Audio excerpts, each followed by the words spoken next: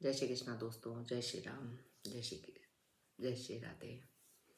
जैसा कि मैंने कल आपको कहा था कि पहले तो ये बताएं कि आप सब कैसे हैं, सकुशल होंगे।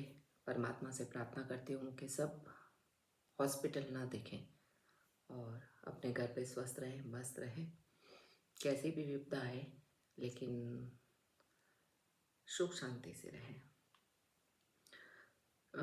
जैसा कि हमारे बीच में चल रहा था कि मृत्यु, कि इंसान मरने के बाद क्यों अच्छा हो जाता है। पता नहीं, वो इंसान जो मरा वो आपको देखने नहीं आ रहा है। आप उसकी बुराई करें, अच्छा ही करें, उसको कोई लेना देना नहीं है। वो इंसान भले ही हमारे से कितनी नफरत कर रहा था, लेकिन उसको भी नहीं पता होता है कि जिसको वो चाय पिलाने की इच्छा नहीं करता है और उसी के हाथों से मरते वक्त नहाता है और अपने शरीर के अंगों को साफ करवाता है, साज उसका श्रृंगार होता है। कितनी अद्भुत बात है ना, कि जाने वाला चला गया, पीछे हम लिखती खींचते हैं वो अच्छा था, 2 दिन रुक जाती, 2 दिन रुक जाता। पता नहीं कितनी मन गढ़ंत बातें बनाते हैं। जब हम जिंदा होते हैं तब हम रिश्तों को नहीं निभा पाते हैं और न रिश्तों को समझ पाते हैं। दोस्तों, तात्पर्य यही है कि सांप जाने के बाद लिखती खींचना, ये पुराना मुहावरा है। तो शायद ये बात मौत पे भी लागू होती है कि जिंदा रहता है इंसान तब तक रिश्तों की कदर नहीं करता है, जिंदा रहने वाला भी, और जो ऊपर मोक्ष धाम को पहुंच चुका है वो भी। अगर थोड़ा सा अगला वाला पहल कर रहा है और अगर वो ऊपर जो चला गया वो भी पहल कर लेता, तो शायद रिश्तों में एक प्रगाढ़ता आती, एक अपनत्व जगता। शायद उनके बच्चे भी इस चीज़ों को समझते कि नहीं, ये हमारा रिश्ता है, वो हमारा रिश्ता है। लेकिन अधिकतर 99% यही देखा जाता है कि बच्चों का मुंह माता पिता ननिहाल की तरफ ही डालते हैं। बुआ, दादी, बड़ी मम्मी, उनसे उनको कोई मतलब नहीं होता है। खैर, मैंने अपने बच्चों को ये संस्कार नहीं दिए, भगवान की कृपा है। मैंने बच्चों को यही कहा कि अपने पहले पिता के रिश्तों को संभालना है, फिर माँ के रिश्तों को संभालना है। चलिए, हमारा अगला था कालिंदी के फूल पर रेशमी कछार पर, कालिंदी के फूल पर रेशमी कछार पर रास महारास, ऐसा आनंद अपार कैसा। मतलब कालिंदी, कालिंदी यमुना माई को कहते हैं। जैसे गंगा माई के कई नाम हैं, ऐसे यमुना जी के भी कई नाम हैं। और यमुना जी तो इतनी पवित्र है कि श्री कृष्ण के चरण उन पे लगते थे, तो सोचें कितनी पवित्र नदी होगी। गंगा तो माँ है, लेकिन यमुना माँ भी कोई कम नहीं है हमारी। हमारे देश में सभी नदियाँ, सभी पर्वत सब पूजे जाते हैं। कितना सुंदर और कितना अद्भुत देश है हमारा। कालिंदी के फूल पर रेशमी कछार पर रास महारास, ऐसा आनंद अपार कैसा। ये था हमारा कल का। चलिए आगे का हम सुनते हैं। प्रेमी की समाधि, प्रेम की समाधि रास है, खंजर की है धार रास, घर फूकने को आग मिलती है रास में। मतलब प्रेम की समाधि रास है। प्रेम एक ऐसा सब्जेक्ट है जिस पे कभी कोई व्याख्या ख़त्म नहीं हो सकती, कभी कोई उपमाएं ख़त्म नहीं हो सकती, कभी कोई हर बार नई उपमा मिलेगी आपको प्रेम के अंदर। प्रेम की समाधि रास है और खंजर की है धार रास। मतलब प्रेम की समाधि रास है तो खंजर की धार है रास। मतलब खंजर भी एक अपना काम करता है, इतनी सी नोक पे आर पार हो जाता है। प्रेम पर भी लोग बाग भड़क उठते हैं और खंजर पे भी भड़क उठते हैं लोग बाग। घर फूकने को आग मिलती है रास में।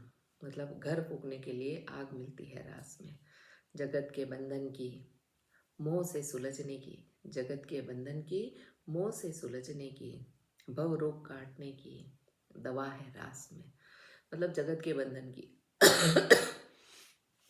जगत का बंधन एक ऐसा है जिसको हम कभी नहीं काट सकते। हाँ, भक्ति से काट सकते हैं, मोह से नहीं काट सकते। मोह हमेशा व्याप्त रहता है। भक्ति एक ऐसी है जिससे अच्छे अच्छे मोह माया कट जाते हैं। भव रोग काटने की दवा है रास में। मतलब भव रोग काटने की दवा है रास में। कैसा भी भय है, कितना भी बड़ा रोग है, वो सब औषधि है उस रास में। काम क्रोध लोभ मोह मन के विकार सखी, काम क्रोध लोभ मन के विकार है सखी, अंधकार मिटने का सूरज है रास में। मतलब ये 5 टॉपिक हर जगह मिलेंगे आपको, हंसी के माहौल में, खुशी के माहौल में, गम के माहौल में, लड़ाई के माहौल में। काम क्रोध लोभ मन मोह मन के विकार है सके, अंधकार मिटने का सूरज है रास सके। मतलब ये सब मिटाने के विकार है सके, अंधकार मिटने का सूरज है रास सके। वासना की होलिका को जलाने का बीज मंत्र है, राधे गोविंद कृपा मिलती है रास में। मतलब वासना की होलिका, मतलब प्रेम में अगर वासना नहीं होती है तो बहुत सुंदर बहुत अद्भुत प्रेम होता है वो, और जरा सी वासना आ जाती है तो जिंदगी छिन भिन हो जाती है। राधे गोविंद कृपा मिलती है रास में, राधे गोविंद कृपा मिलती है रास में। देखिए कितना सुंदर मुक्तक था। प्रेम की समाधि रास है, खांडे खंजर की है धार रास, घर फूकने को आग मिलती है रास में। वासना की होलिका जलाने का बीज मंत्र है, राधे गोविंद कृपा मिलती है रास में। काम क्रोध लोभ मोह मन के विकार है सके, अंधकार मिटाने का सूरज है रास सके। अंधकार तो सूरज से ही मिटता है और कोई नहीं मिटा सकता है, और सूरज आपके मन में खुद में है।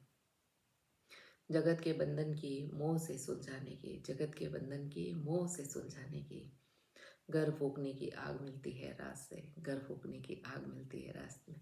जैसा कि दोस्तों हमारा गुड़ पे ही चैप्टर चल रहा है। गुड़ से देखिए आप, हमने हलवा बताया आपको, खीर बताई, मिठाइयाँ बनाना आपको बताया।